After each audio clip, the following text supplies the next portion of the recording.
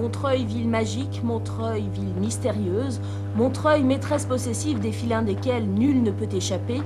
Quoi de plus normal alors que le roman de Philippe Valk, la très troublante et très étrange histoire de maître Pasquier-Allard, et pour décor cette cité envoûtante. Maître Pasquier-Allard était un notaire du XVIe siècle. Il était un brave homme qui pendant 50 ans n'a jamais eu son existence de troublée et qui pendant 2 ans va se retrouver une vie très bouleversée. D'un côté à cause de la Ligue, c'est-à-dire la guerre qui a dévasté la France à cette époque-là, la guerre de religion, et ensuite il va être mêlé à une histoire alchimique assez diabolique qui va totalement bouleverser son existence.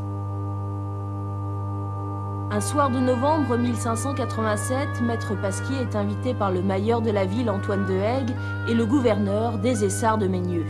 Et c'est sur la route, devant l'abbatiale Saint-Saulve, qu'il aperçoit un mystérieux moine noir.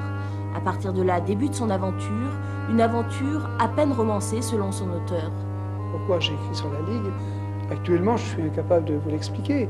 Je ne peux trouver d'explication à cela que dans l'écriture automatique, c'est-à-dire que maître Pasquier est mort après avoir connu une aventure extraordinaire. Il n'a pas trouvé le repos parce que justement il voulait que le monde sache cette histoire, et puis un jour quelqu'un s'est mis à sa machine et il a décidé de se mettre à travers ses doigts et de relater sa propre aventure. Et voici donc la maison de maître Pasquier. Vous l'avez compris, toute ressemblance avec des personnages ou des lieux ayant réellement existé n'est que pure volonté de l'auteur. Voici donc la résidence de la Licorne, la résidence du mailleur de Haigues, le maire de Montreuil en 1587. Et tout au fond, c'est la Gaillole, cette maison magique que voulut à tout prix acheter Claude-André Dormy, l'évêque de Boulogne, qui était venu se réfugier à Montreuil pour fuir les protestants.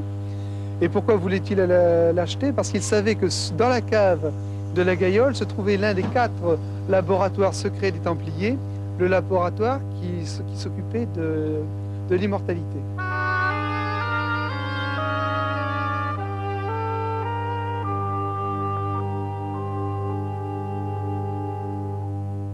Il est certain que les faits sont historiques. Les échevins, le mailleur, tout ça est exact et vérifiable.